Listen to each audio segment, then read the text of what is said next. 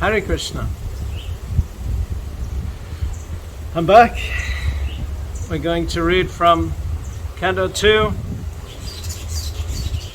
Chapter 1, Chapter 5, Text 21.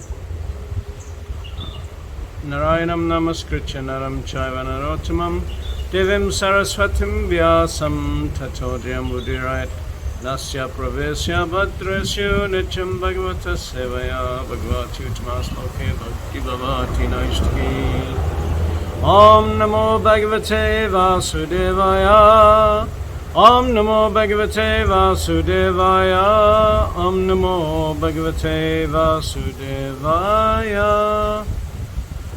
Jaya Shri Krishna Chaitanya Prabhu Nityananda Shri Advaita Gadadhara Shivasari Gaura Bhakta Vrinda. Hare Krishna Krishna Krishna Hare Hare Hare Rama Rama Rama Hare Hare.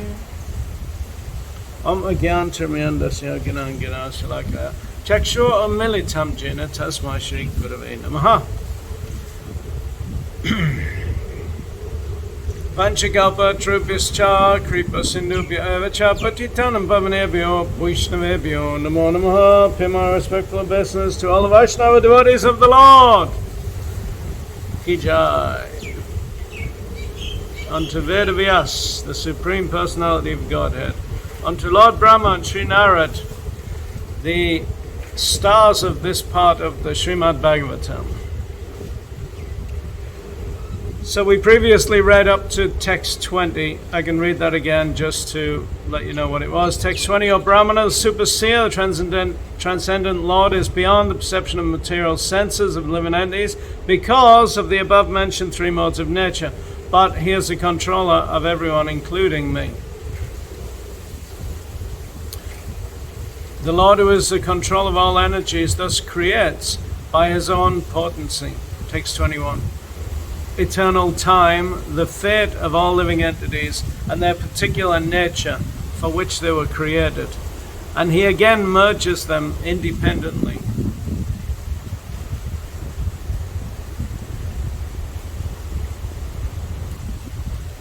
It's self-explanatory. The Lord, who is the controller of all energies, thus creates by his own potency, by eternal time, the fate of the living entities, and their particular, creates by his own potency, eternal time, the fate of all living entities. So, understand, this is how it's said.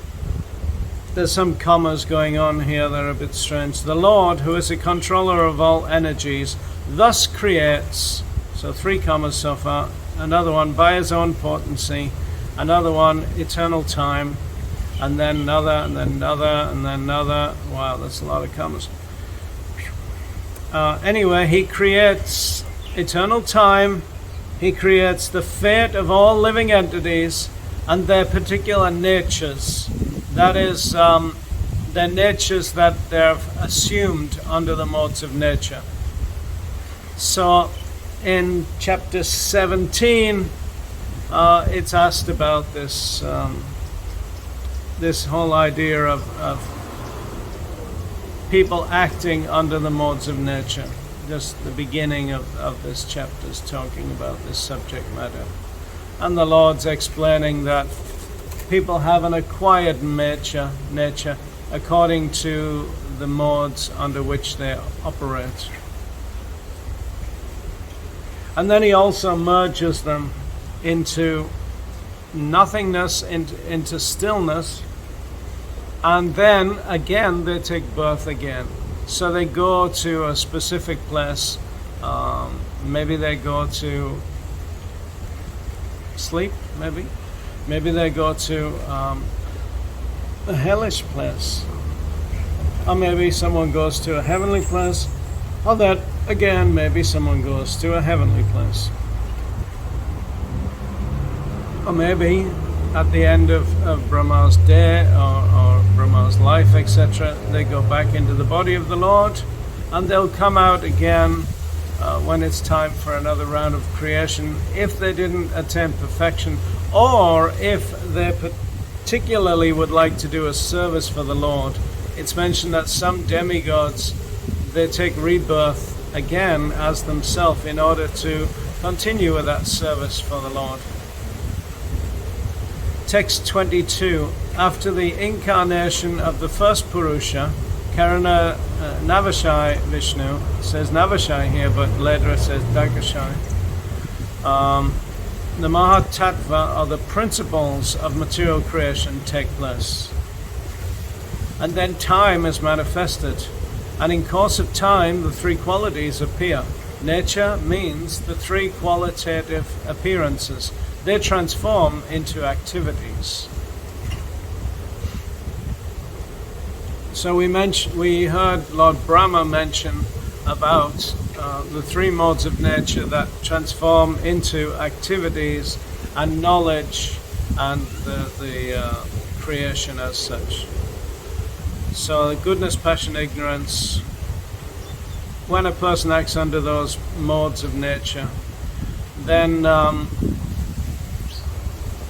it's like the nature is transforming into activity, or in other words, a Mahatattva is in action, shall we say. And this is happening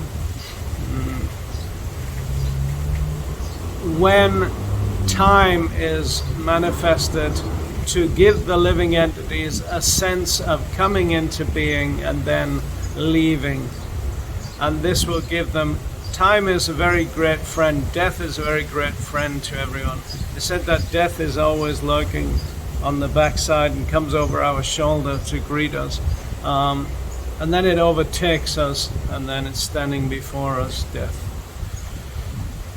So death is very favorable for the living entity, because then all the baggage he collects during his life is dispersed, and he's allowed to begin again and just take with him some concepts of good and evil and whatever are the fruits of his labors.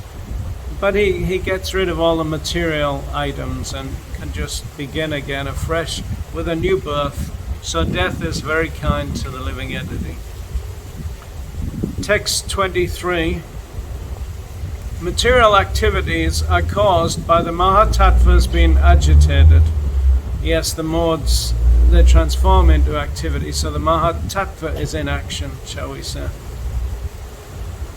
So the Mahatattva is agitated by, of course, the desires of the living entity. They're agitating it at all times.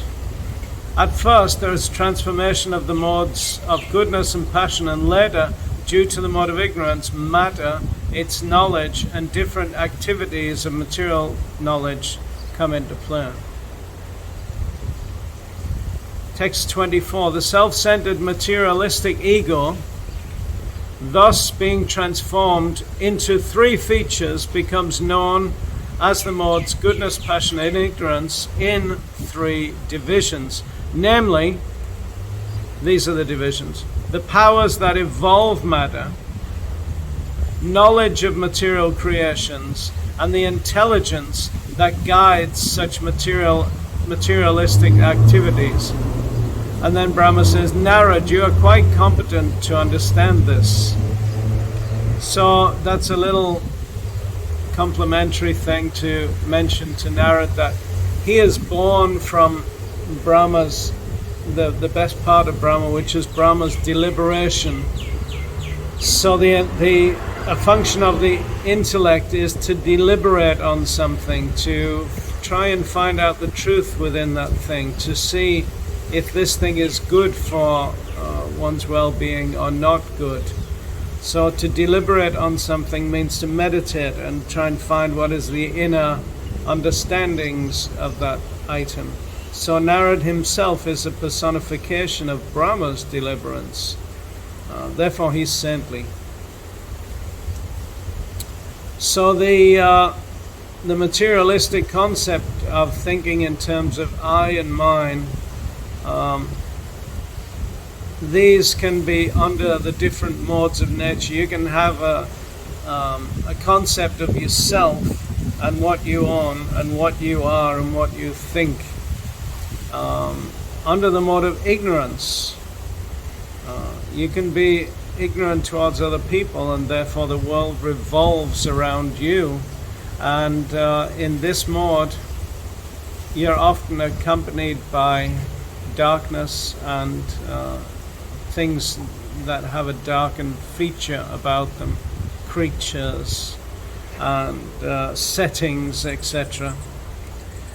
You can actually have the false ego more illuminated with light, and you can come to a passionate mode in which you have concepts of other people existing, but they're existing normally to benefit you.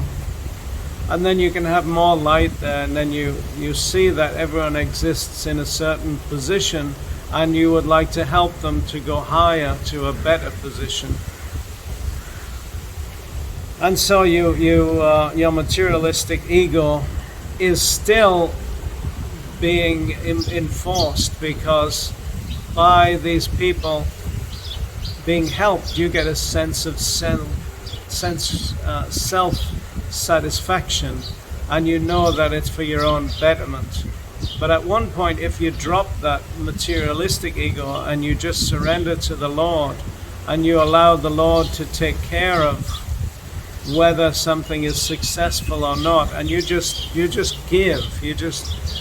what you can on behalf of the Lord, and let the Lord take care of the rest, well, that's when the materialistic ego dies off, and you're acting on the orders, command, or on behalf of another person, and that other person then just assumes the pious and sinful results of that activity. In this case, it's the Supreme Lord, so he can assume the pious or sinful results of anyone and not be affected, because everything goes into the Mahatattva and then ultimately into Brahman, back into the Brahman effulgence. So it's mentioned that there are 5 causes of action in the Bhagavad Gita. Knowledge, action, performer of action. All these things are needed. And ultimately, of course, we need the super soul, the supreme sanctioner, to perform every action. The Supreme Lord is needed. Text 25. From the darkness of false ego, the first of the 5 elements, namely the sky, is generated. Its subtle form is the quality of sound, exactly as the seer is in relationship with the seen. So the sky here, we may think of the sky as being that which is above us, and we may think of a word called the ether, which is space, as being something different. But here, as it's written, the sky basically means the ether, and it is a commoditating element. It allows things to rest in it, but not be a part of it, not be moved in it. And the sky in the next verse is differentiated by the word air. So the sky is then transformed, but the subtle quality of sound is within this element. So this is generated from the false ego and the mode of ignorance. Text 26 to 29. Because the sky is transformed, the air is generated with a quality of touch. So we have sound that's vibrating in the ether or in the sky, and then the air which you breathe, which is made up of different nitrogen, oxygen, different gases, etc. This has the added sense of touch, the quality of touch. And by previous succession, the air is also full of sound and the basic principles of duration of life, sense perception, mental power, and bodily strength. So this, we're seeing here an extrapolation from one thing to another. So we have subtle sound, or the Omkara, and then from this Omkara, which is actually the impersonal concept of the Lord. We're having the modes of nature manifest, and from the mode of ignorance, we have this manifestation of the elements. So the first of these is said to be sky, and this has the sense of touch, the sense of sound, which is, sense of sound is the which actually transforms into many sound vibrations from the Sparsha alphabets, it's called. But you have the different mantras that will come about, the different prayers and songs that will come about from this original Omkara. So text 26 to 29, because the sky is transformed, the air is generated with the quality of touch, and by previous succession the air is also full of sound and the basic principles of duration of life, sense perception, so you need air for sense perception, mental power and bodily strength. When the air is transformed in the course of time and nature's course, fire is generated, taking shape with the sense of touch and sound. So fire has this added sense of touch and sound. So then you'll have the manifestation of water coming from this. Water comes from the fire. So in the material realm, you have the water. When you're going back up with the elements, this process of Sankhya, you have the elements descending in one way and then going back in the other way. So you'll then have the water sphere coming before the fire sphere. So therefore, the moon, although in Vedic literatures the moon is after the sun or higher than the sun, it is also coming before the sun in relation to these elements. So there is an aspect of the moon coming first.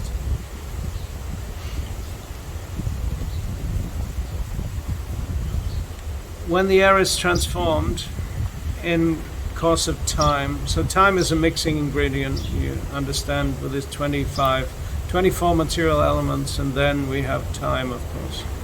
And nature's course, so that means nature is doing its own thing. It has a vocation in life, shall we say. Then as with the mixing of space, air, and the sky, shall we say, and air, then fire is generated, and that has the sense of touch. So it has touch and sound. Since fire is also transformed, there's a manifestation of water, which is full of juice and taste. As previously, it also has form and touch, and it's also full of sound. So we're seeing an added element every time.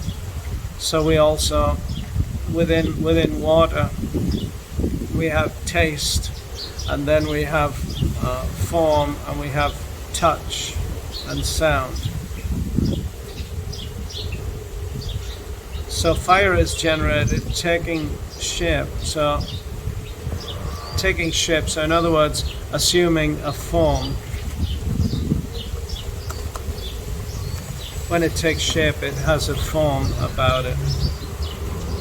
So then it has, water has a form, it has touch, it has sound, it has all these different things. And it has, of course, a taste. And water being transformed from all variegatedness on earth, so all the differences, appears odorous. So the different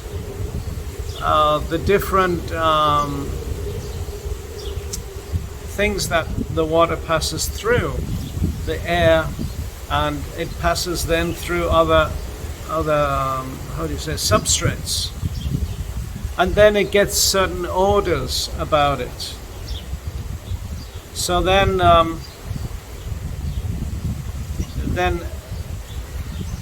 that would mean that the earth itself has these orders within it when the water's coming through the earth, and different aspects of earth, shall we say, it comes through mud, or it comes through a rock, or it comes through some metal, or I don't know, it comes through different places and different minerals are absorbed in it, and so these tastes and smells, they're within the earth because they have the earth has all the elements in it. But the water itself, then, it assumes different tastes, etc., different orders. So then the earth, of course, has these 5 elements, and it mentions here, it becomes qualitatively full of juice. Sorry, I was reading something else. Qualitatively full of juice, touch, sound, form, and also, then it also has this odor or some other thing, the smell about it. Text 30. I really believe that text is muddled up from text 26 to 29. It needs serious editing. Text 30. From the mode of goodness, it can be a lot more clear than it is. From the mode of goodness, the mind is generated and becomes manifest, as also the 10 demigods controlling bodily movements. Such demigods are known as the controller of directions, the controller of air, the sun god, the father of Daksha. So the father of Daksha, who's that? The Ashwini Kumaras, the fire god, the king of heaven, the worshipable deity in heaven, the chief of the Adityas, and Brahmaji, the Prajapati, all come into existence.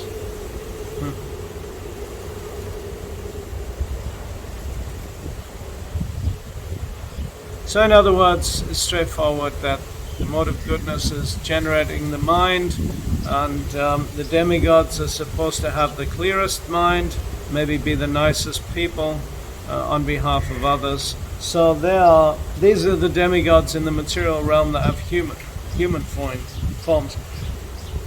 So you should know that all the beings on the earthly realm have humanoid forms. However, there is a hierarchy in beings in relation to power, in relation to the yogic powers. So those who have born in certain areas, they'll be bigger and they'll have more mystic power and they'll be stronger, etc., etc. So a demigod is actually somebody who's just been born with or assumed through austerities extra power. So that demigod is then chosen from Lord Vishnu, from the Lord, in his different incarnations, to be his representative, and just as Manu is chosen. So they're humans. They're actually just humans. Manu is a human, the demigods are humans. But the demigods and Manu are different because they have more power. They have some mystic opulences. But, as I said earlier, these demigods on Pushkara, etc., they are different from the demigods in the heavenly regions, shall we say, Mahajana, Tapa, and Satya, because those particular demigods, they have a subtle form of mind. So those are the demigods from the mode of goodness. The ones on Bhumandala, their goodness is mixed with a lot of passion, as the demons have a lot of passion. So the ones in human form, they have a lot more passion. And the ones in Mahajana, Tapa, and Satya, the ones who I say are within the atom, within the heart. So as you see, there's an expanding, radiating universe. And that takes you to what's called the Golden Land, which absorbs all material items. So nobody goes there, because you'll end up with nothingness. So where do you go instead? You go inside.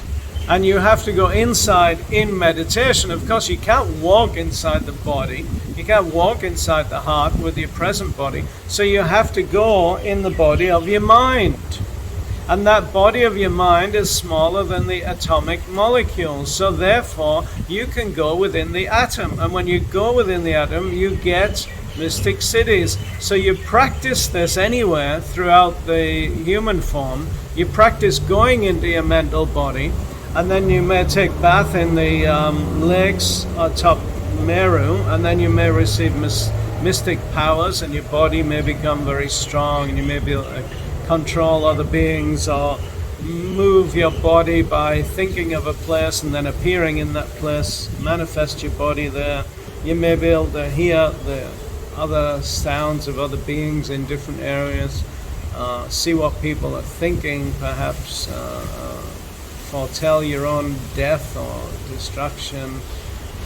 Certain things you may have that just puts you on a higher level than other human beings, like pathetic ones like us in Kali Yuga, who are squabbling and having little wars and not bothering to think about God. It's all these wars you see in Russia and Ukraine, etc. All these things, they're just staged. They're all to take your attention away from the fact that the demons have got a plot to overthrow the whole of earth. And at the same time, Lord Chaitanya has his plot to overthrow the earth with goodness. So you've got to question at this point in time. I keep bringing it up for your benefit, not because I'm harping on. It's for your benefit. At this point in time, you have to question, which side are you actually on? Do you side with Kamsa's advocates, or do you decide with Lord Chaitanya? Because now is the time to decide, because the Sankirtan revolution has to take part now. You have to stop this listening to the governments and closing the temples and having social distancing and not talking to each other and saying, well, the government tells me to do it, otherwise I can't go to work. What a load of bollocks. What a load of rubbish. You don't get revolution like that. And you can't have a revolution in the heart. You can't go within the heart to the next level unless you practice in this life. And this is only a baby step. A baby step being part of Lord Chaitanya's Sankirtan movement in this age, in this environment, in Kali Yuga. Anyway, you have the opportunity. It's up to you guys now. Text 31, by further transformation of the mode of passion, the sense organs like the ear, skin, nose, eyes, tongue, mouth, hands, genitals, legs, and the outlet for evacuating together the intelligence and living energy are all generated. So you remember the mind is in goodness and the demigods in the high levels are in goodness. Now mentioned there are other demigods which are simply humans. That's all they are. The demons are just humans. If you ever meet a demon who's very scary in your meditations, a Rakshasa, a Yaksha, I've met many. If you meet a ghost, any of them, they're just humanoid. They're nothing else. No problems about them whatsoever. So these are in the mode of passion. So that's the whole point. By further transformation of the mode of passion, the organs of the body, and therefore the body manifests. And that is on Bhumandala. We don't float around in some dreamy universe with no intelligent life forms for hundreds of trillions of light years away. This is such balderdash, such rubbish.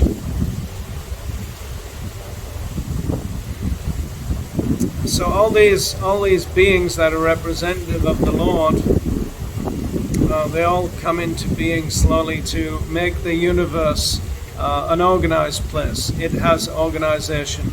Therefore, you can be part of that organization by being part of Lord Chaitanya's Sankirtan movement, really part of the Sankirtan movement, not just, I go to the temple, I'm chanting my rounds, or I'm a congregational member. Here in Mauritius, where I'm staying at present, there's been no, I've just had a text that there's been no particular group gatherings or whatever for the past 2 years.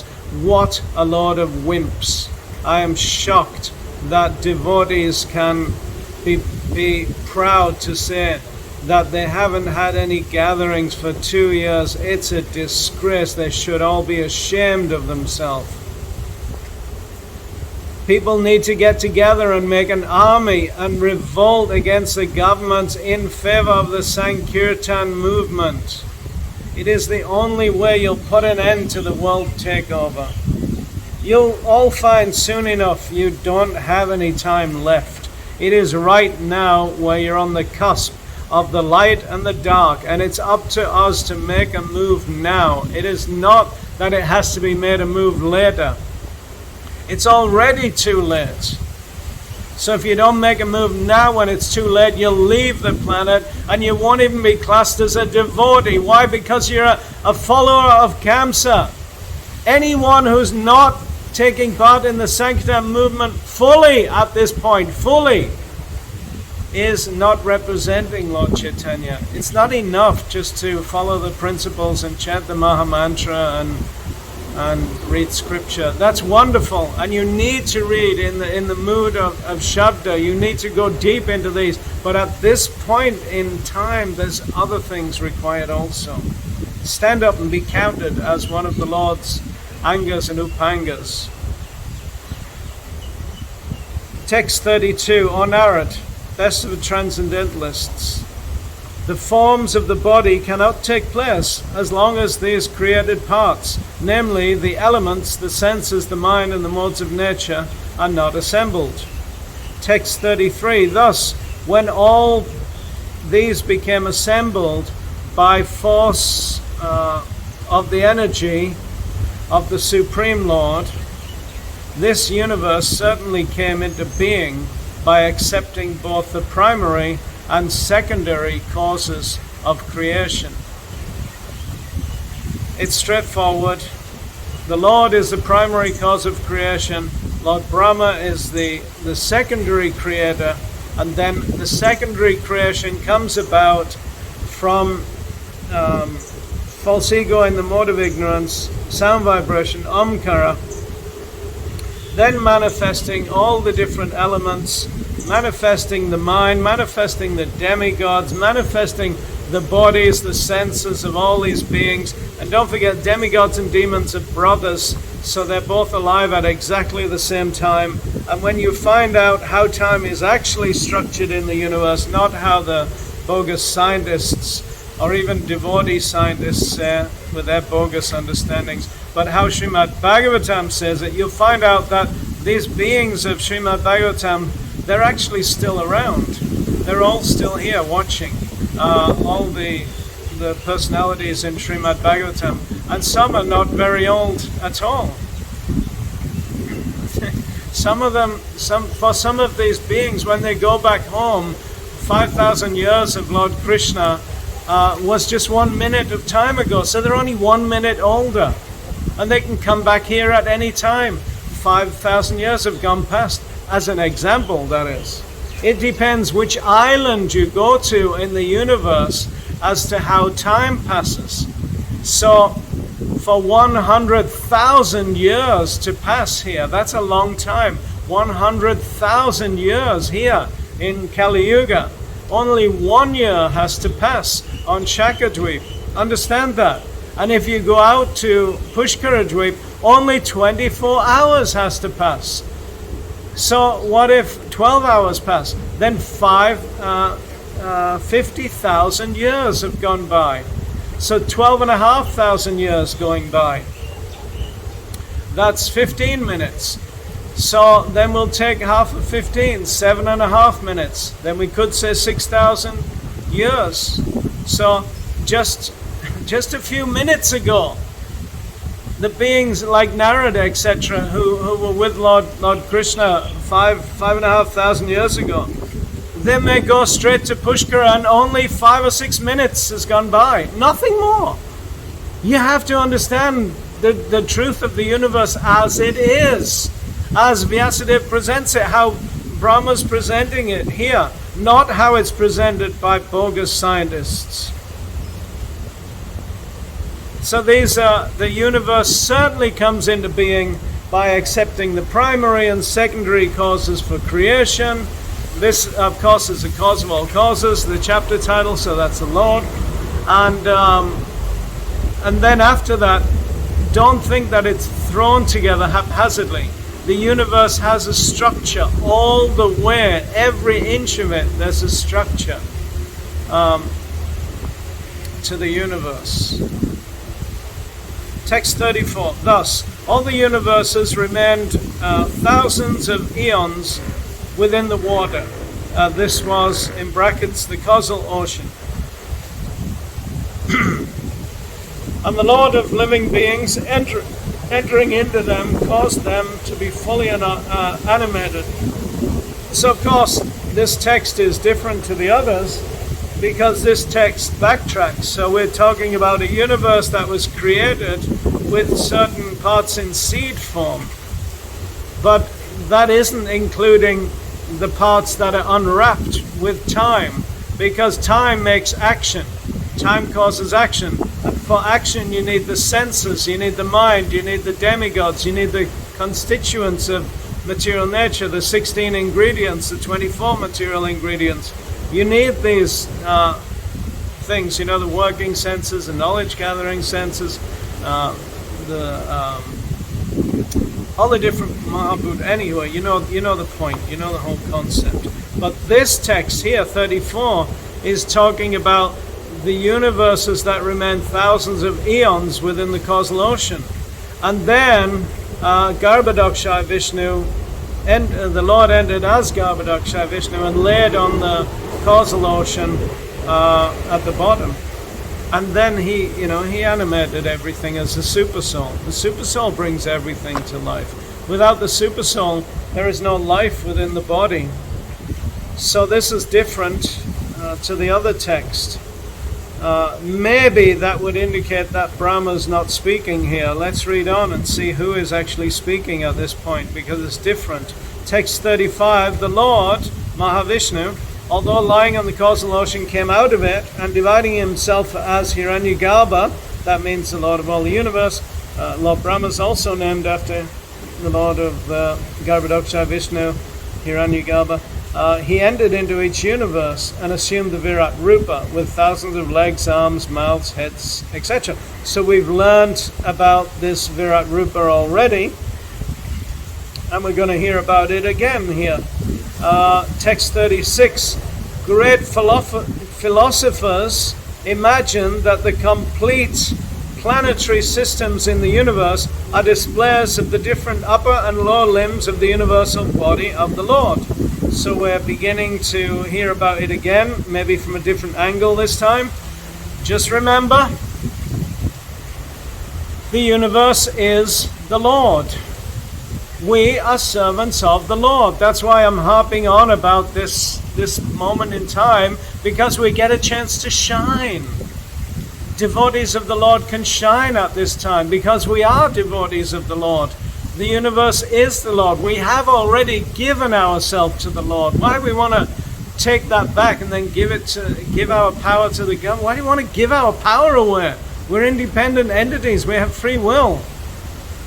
We don't need to do what these people tell us, these demons. Okay, if they're causing they're putting you in prison, they're holding you down and pinning you and doing things, but they're not. They're not doing any of that. They're using psychology. They're saying, if you don't get injected with these things, if you don't wear these masks, if you don't do all these things, you won't go to work, you naughty boy. They're not pinning you down. You're voluntarily taking these things. You're voluntarily stopping your Krishna consciousness and not going to the temples. It's you who's doing this, not the governments. The governments are persuading you not to do it. If you as a person, then you as a group, then you as a whole unit, and then you as a whole united nation, etc., you got together and you said, I will not take this nonsense, then you don't have to take it.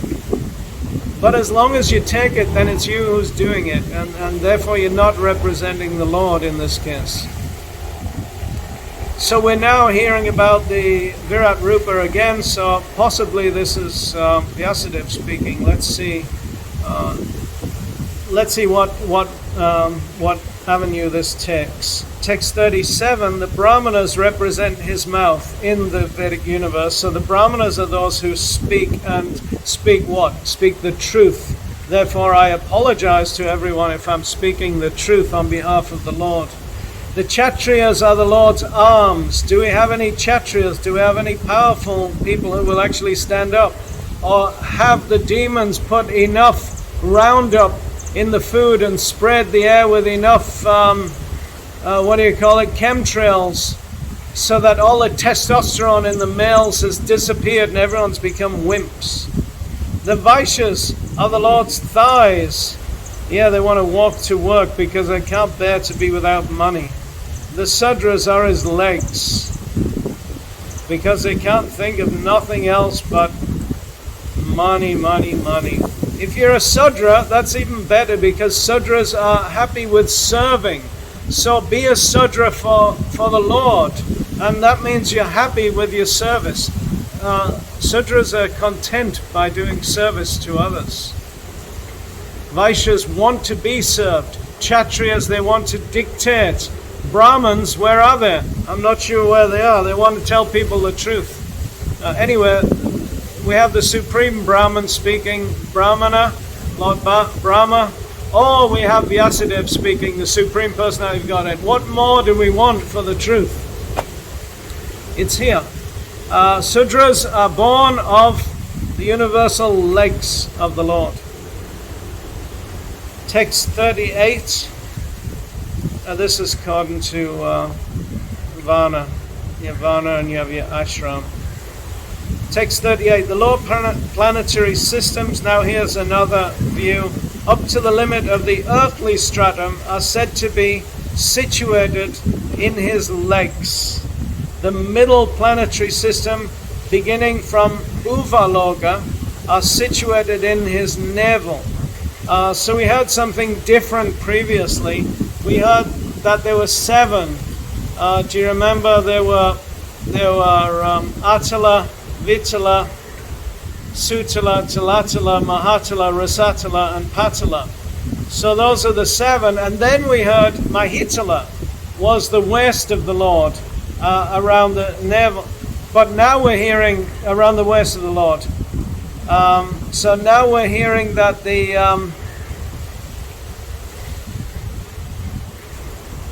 that the 7 Lord, up to the earthly stratum, are his legs, right? So that's a lower planetary systems. That's the 7. And then Mahitala isn't mentioned here. This is the earthly stratum. That's called Mahitala. Then we have the middle planetary systems, Bhuvaloka. That's situated in his navel. And the still higher planetary systems occupied by the demigods and highly cultured sages and saints are situated in the chest of the Supreme Lord. So this is a different way of looking at it, and I can explain it. The Bhuvaloka begins from the navel and then goes up to the chest, if you like, say here. And then Maha is at the throat, Maha, Jana, Tapa, and Satya. Is the head, Brahma's the head, etc. So here we're hearing that the demigods and highly cultured sages and saints are in the chest. So we hear that the chest is the region of the planets, like the sun and the moon. So in this regard, we have Jambudweep, which is a circle, and that goes up to Meru. And on Meru, you have the highest, you have the pinnacle of all people in the form of Brahma. He is the highest Brahmana, shall we say. So he's the highest saint. You have that's a demigod's playground, so you have all the mystic cities and places there. Then you have a few places above that. So after Jambudweep, you next have Plakshadweep. And Plakshadweep will go up to the sun planet, I believe. And then you have Shalmali Dweep up to the moon planet. Otherwise, it's the other way around. it's a moon planet and then the sun planet. These things are fine, whichever way it is. I'll look it up later on when we get to that part. So these are the two before we get to Mahaloka. Kushadweep, from the ocean of Kushadweep onwards, that's a beginning of Mahajana, Tapa, and Satya. So each is a circle. So you may think this circle is going outwards across the universe to Bhumandala. But the universe is not two-dimensional. It doesn't only go across. The universe is also three-dimensional. So although you may have things going across, you also have things going up. So if you have an orange and you cut it in the middle, you'll see that it has a section going across. But put the orange together and you'll find that it has dimension in another way. So that's the up and down dimension. You have the 8 dimensions of the flat material plane, then you have the up and the down dimensions.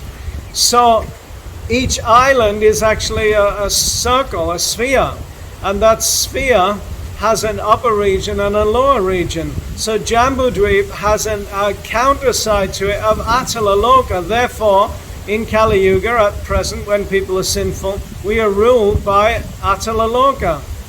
Then Plakshadweep, Plakshadweep, the next one out, that will go up to the sun planet. And then Shalmali Dweep, the moon planet. So like this, as you go higher in Bhuvaloka, these planets reach up to a certain height, then you get where these demigods live. They may live on Plaksha, Shalmali, there's no problem with that. It may reach higher. They may also be able to go to the sun, the moon. They may live in the different islands, planets that are just situated above our Earth's atmosphere, where Rahu is, etc. There's a couple of planets there before you get up to the sun planet. So this is where the highly cultural saints and sages live. And also, I mentioned earlier Meru, so they live on top of Meru, which is also in outer space. According to science, outer space begins at 60 miles up, whereas Bhagavatam explains there are mountains 10,000 miles high. 10,000, 80,000, what am I saying? 80,000 miles, 10,000 yojanas. There's 8 miles to every 1 yojana. So 80,000, whereas 60, so something's not right. So are these mountains in outer space? Well, how can the beings breathe? How can they have, how can the story of Gajendra ever go on? Because Gajendra lived up there in the higher mountains of Meru. Not the very top, but he lived where the demigods' abodes are. Because he was playing in the demigods' gardens, the Indra's gardens, Varuna's gardens. So text 39. From the forefront up of the chest up to the neck of the universal form, the Lord situate the planetary systems named Jana and Tapa, whereas Satya is the topmost planetary system situated in the head of the form of the spiritual planets are eternal. So then you have a different way of calculating it to what we had earlier. So the idea is that Maha is then, this is what's going on here. Maha is where the saints and sages live, which is the demigods that I mentioned that don't have a physical body. So that would begin at Kusha Dweep, that one, Kusha, Kransha, Shaka, etc. Out to Pushkara. So then Jana and Tapa, they're from the neck of the Lord, chest up to the neck. And then Satya is the head, the full head, Satya. But Brahma is a lot beyond, Brahmaloka is beyond Satyaloka, so that there's an extra chakra on top of the head to represent that.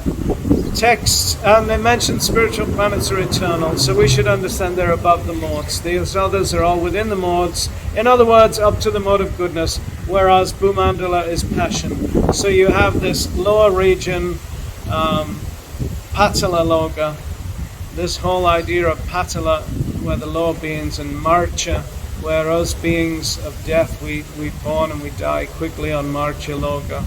And then you have Svarga. Dear son Narad, know from me that there are 7 lower planetary systems out of the total of 14. The first planetary system, known as Attila, is situated on the west. Do you remember I said on the west of the Lord? Attila is the counterside of Jambudweep Island.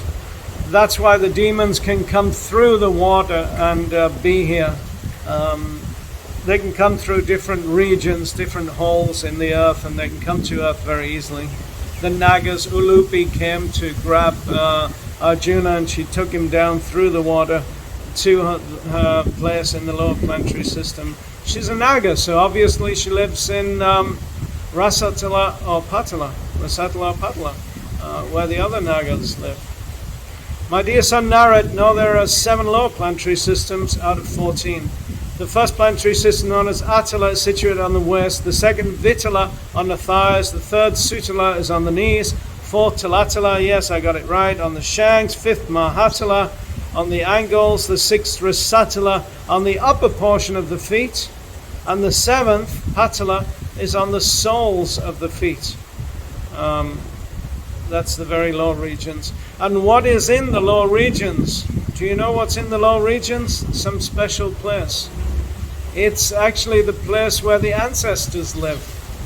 And so who are these ancestors? It's a flip side of Pushkara. So Pushkara, I mentioned, is the furthest island out, the 7th island. The top half of that is Brahmaloka. The bottom half of that, you have 2 divisions of it. So you have Patala Loka, then that's why you have Nagas that are so powerful, by the way. And then beneath Naga you have hell. But in between the region of hell, Naraka, between that region you have where the ancestors live, where Yamaraj lives. Yamaraj actually has a nice abode.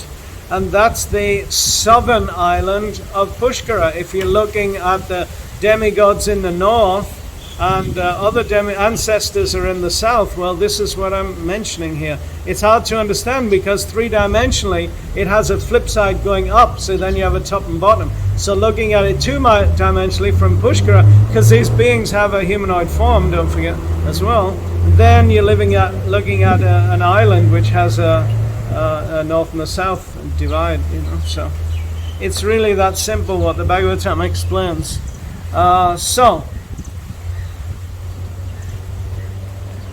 Text 41, the end of it says, thus the Virat form of the Lord is full of all planetary systems. And I've tried my best, although I'm an absolute fool, I've tried my best to explain to you before it comes about. In the 5th canto I'll explain in more detail, but explain to you this whole thing of the Virat. There you go. Virat form of the Lord is full of all the planetary systems. Text 42, others may divide the whole planetary system into 3 divisions, namely the low planetary system on the legs up to the earth, the middle planetary systems on the navel, and the upper planetary systems, so the navel up to the chest, that's what I was saying earlier, and Svaloka is from the chest, like I mentioned earlier, from the chest to the head. I mentioned that about Maha is Maha Jana Tapa Satcha. So Tapa here and Satcha here. So then these are just different ways of understanding by different philosophers. It says here the word others may divide. So these are philosophers. And they may divide because, as I said, from the fourth person voice, you need all these different perspectives. Say we're describing something. Say here, this ball that I have from the wasp when it stung me. So we could describe it from the side perspective, or we could describe it from the top perspective, and it would be a totally different description. Or we could look underneath and describe it from the bottom, or from the back. And there may be little bits of vinegar spilt on this side more than on this side, so they could represent different stars in one hemisphere. You could class this as one hemisphere and this as another, or you could class, if you look from the top down, you could class then this is the north and this is the south. you could. So what I'm trying to say to you is the different perspectives are needed, and Srila Vyasadeva has undertaken a very difficult task to explain all the universe in a linear fashion. That means one word after another. When you have to think about it in a three-dimensional concept. And then again, it has two dimensions. It has a hidden dimension called heaven, wherein the beings don't even have physical bodies. They have a mental body. They're in the mode of goodness. So here we have the different divisions of Patala, Maricha, and Svarga. So we have these concepts. So I hope that by me trying to explain these things, you better understand how the sages are presenting it. And the sages are going to continue to present like this in different ways, from different angles, until you actually get the point, until mankind wakes up. The point is, we all have to wake up, and we all, at some point in our life, we have to stop listening to dark entities and start listening to Srimad Bhagavatam and following Srimad Bhagavatam. So on that note, I will say thank you very much to Lord Brahma. Thank you very much to Sri Narad for asking these questions, these wonderful questions. We got to hear the universal Virat Rup from the Lord from another perspective today than we did in earlier chapter 1 and chapter 2. And thank you to Vyasadeva for doing all these kind things. Om Tat Sat. Hare Krishna, Krishna Krishna, Hare Hare, Hare Rama, Rama Rama, Hare Hare. And I'd like to just leave this today by apologizing that if I raised my voice at all, if I said anything that offended anyone because they're not ready to take up absolute and pure devotional service, and they still want to go to work, and they still want to get their money and still chant their rounds. You can still do that, there's no problem. So I apologize to you, and you can remain in whatever degrees of darkness or light that you wish. It's only my prayer to speak the truth on behalf of the sages that are speaking the truth in Srimad Bhagavatam, and it's my prayer ultimately that I may do some good for others. And if there's anything good in my statements, please take that, and if there's anything that I've offended you with, please forgive me. Hare Krishna.